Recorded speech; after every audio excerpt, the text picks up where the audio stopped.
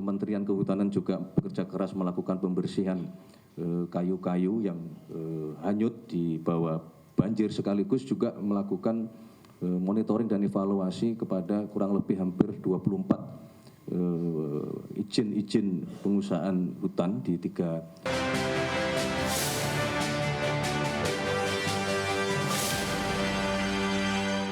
Menteri Sekretaris Negara Prasetyo Hadi mengatakan Kementerian Kehutanan tengah mengevaluasi perizinan 24 perusahaan yang membuka lahan di kawasan hutan Aceh, Sumatera Utara, dan Sumatera Barat. Perizinan tersebut meliputi hutan tanaman industri dan hak pengusahaan hutan. Prasetyo mengungkapkan audit dilakukan untuk mendeteksi potensi penyalahgunaan lahan hutan yang digunakan pengusaha tidak sesuai izinnya. Adapun penertiban dilakukan lintas provinsi termasuk dengan aparat penegak hukum. Prasetyo menyatakan pemerintah tidak akan tinggal diam terhadap pelaku pembalakan liar.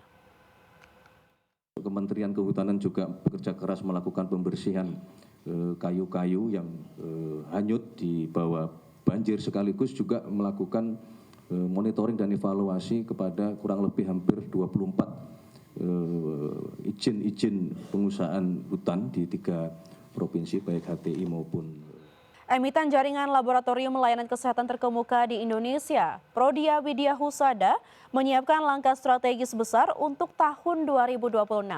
Manajemen perusahaan menyatakan fokus utama bukan hanya pada penguatan bisnis domestik, namun juga pada ekspansi jaringan layanan diagnostik ke kawasan Asia. Prodia Widya Husada menyiapkan langkah strategis besar untuk tahun 2026. Perseroan menjelaskan perusahaan akan memperluas jejaring layanan ke luar negeri sambil memperkuat layanan kesehatan masa depan, terutama di bidang terapi regeneratif.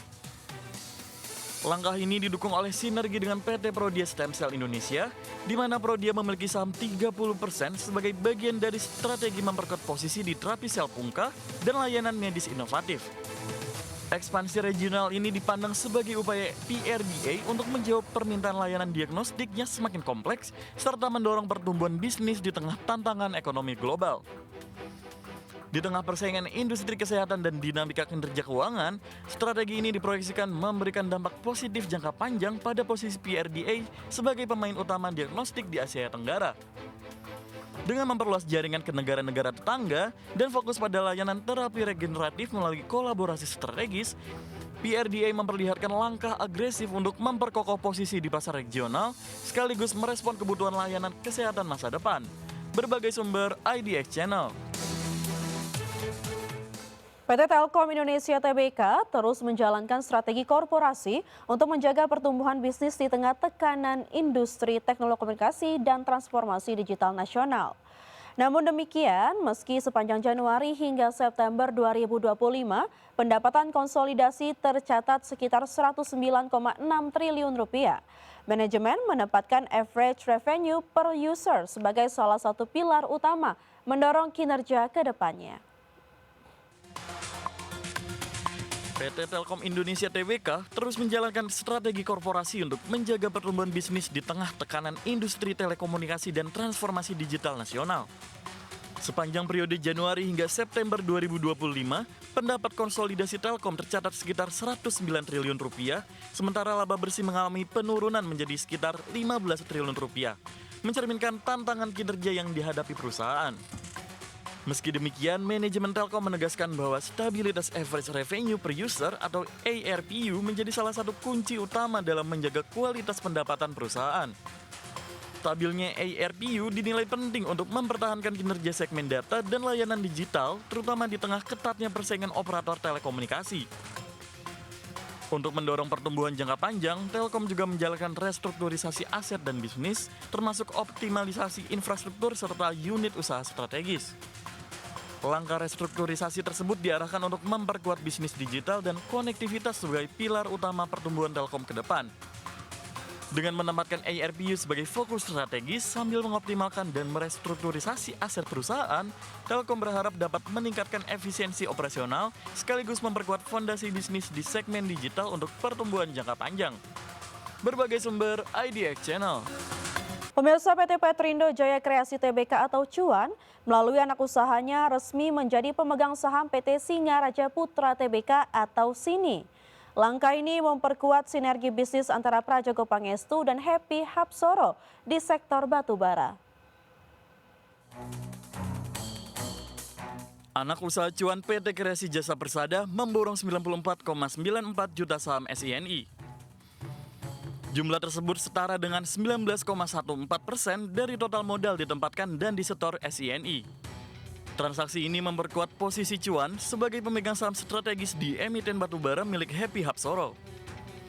Direktur Utama Cuan, Michael, menyebut perseroan bersama afiliasinya telah menguasai hampir 20% saham SINI. Negosiasi masih berlangsung untuk memborong Cuan menjadi pemegang saham pengendali. Cuan menargetkan kepemilikan minimal 51% saham agar dapat mengendalikan manajemen SINI. Pembelian saham dilakukan di pasar negosiasi pada 29 Desember 2025 dengan harga Rp4.888 per saham. Total dana yang dikeluarkan mencapai sekitar 464 miliar, jauh di bawah harga pasar SINI yang berada di kisaran 14.300. Pasar merespon positif aksi ini dengan saham SINI menguat 10% pada perdagangan hari yang sama. Berbagai sumber IDX Channel. Perusahaan Teknologi Informasi dan Komunikasi PT Metrodata Electronics Tbk terus memperkuat langkah bisnisnya dengan mengembangkan platform kecerdasan buatan seiring meningkatnya kebutuhan digital di berbagai sektor. Pengembangan platform AI ini ditujukan untuk membantu perusahaan dan institusi dalam meningkatkan efisiensi operasional, pengolahan data, hingga pengambilan keputusan berbasis teknologi pintar. Perusahaan Teknologi Informasi dan Komunikasi PT Metrodata Electronics Tbk meluncurkan sebuah platform AI terintegrasi bernama Megarock yang dirancang untuk meningkatkan solusi digital bagi berbagai industri dan klien korporasi. Strategi ini sejalan dengan peran Metrodata sebagai pemain kunci dalam transformasi digital nasional, menyediakan layanan solusi dan konsultasi TIK yang mencakup kecerdasan buatan, data, serta infrastruktur digital lainnya. Langkah Metrodata memperkuat layanan AI juga didukung oleh tren pertumbuhan unit bisnis solusi dan konsultasi yang menunjukkan kontribusi signifikan terhadap kinerja keseluruhan perusahaan di tengah landscape digital yang makin kompetitif. Langkah ini juga sejalan dengan strategi Metrodata yang fokus mengembangkan lini bisnis solusi dan konsultasi teknologi yang selama ini menjadi salah satu penopang pertumbuhan kinerja perusahaan.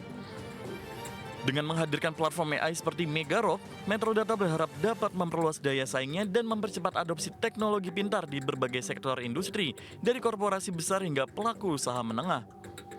Kedepan, Metrodata optimis pengembangan platform kecerdasan buatan dapat menjadi motor pertumbuhan baru, sekaligus memperkuat posisi perusahaan sebagai penyedia solusi digital di Indonesia. Berbagai sumber IDX Channel.